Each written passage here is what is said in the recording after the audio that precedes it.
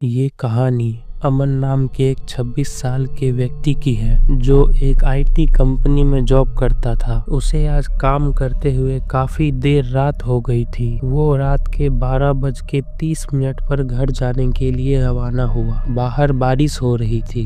लगता है आज फिर से बारिश में ही घर जाना पड़ेगा। ऑफिस से निकलते हुए उसने एक ऑटो लिया, पर रास्ते में ऑटो का टायर फट गया। साहब, ये अभी ठीक नहीं हो पाएगा।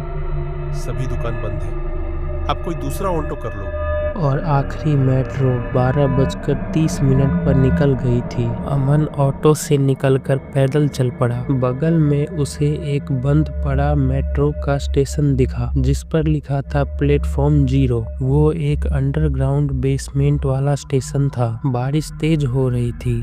अमन बिना कुछ सोचे समझे नीचे बेसमेंट में चला गया। उसने कभी दिल्ली प्लेटफॉर्म नंबर 0 के बारे में नहीं सुना था। अमन जैसे ही नीचे पहुंचा, पूरा प्लेटफॉर्म सुनसान था। लाइट आधी जल रही थी, आधी टूटी हुई थी। पानी जमीन पर बह रहा था और अजीब सा केमिकल स्मेल आ रहा था। तभी अचानक स्पीकर पर अनाउंसमेंट होती है, Last departure. Arriving soon. Platform 0. अमन चौंक गया। ये स्टेशन तो लीगल तौर पर बंद था, फिर यहाँ ट्रेन कैसे आ रही है? 5 सेकंड बाद एक अंधेरे सुरंग से टूटे हुए डिब्बों वाली एक पुरानी मेट्रो बाहर आई। उसके दरवाजे तेज आवाज के साथ खुद ही खुल गए। ट्रेन के अंदर कोई भी लाइट नहीं जल रही थी, बस एक इमरजेंसी लाइट जल रही थी। इस समय अमन बहुत ज्यादा डर गया था, पर उसने सोचा बारिश में भटकने से अच्छा चलो चढ़ ही जाता हूँ। जैसे ही वो कोच के अंदर गया, पूरा कोच सीलन और बदबू से भरा हुआ था। कोच की आखिरी सीट पर कोई बैठा हुआ था। उसके सांस लेने का तरीका मानो जैसे कोई नरभक्षी हो। अमन ने सोचा शायद कोई शराबी होगा और वो ये सोचकर आगे बढ़ गया। अमन खिड़की के पास एक खाली सीट पर जाकर बैठ गया। तभी अचानक स्पीकर में अनाउंसमेंट होती है, अगला स्टेशन मौत है। अमन चौंक गया। उसने सीट के सामने जमीन पर देखा। पानी के धब्बे नहीं, खून के धब्बे थे। खिड़की के बाहर खाली गहरा काला अंधेरा था। अमन ने देखा सीट नंबर 13 पर एक महिला बैठी हुई थी।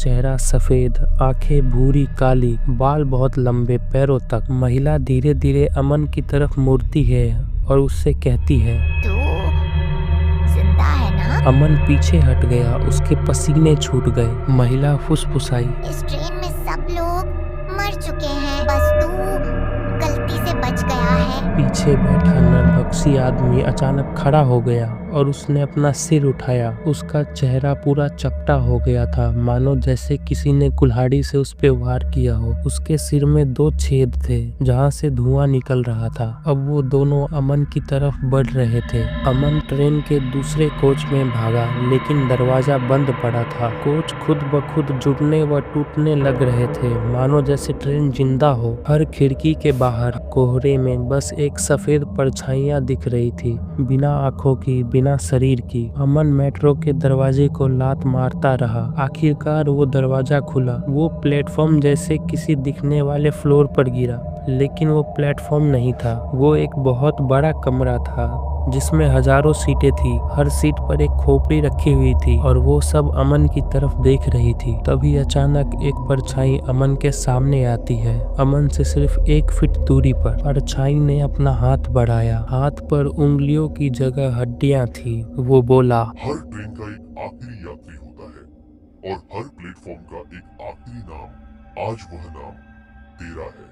उसने अमन की गर्दन को छुआ। 1 सेकंड में अमन की आंखें सफेद हो गई।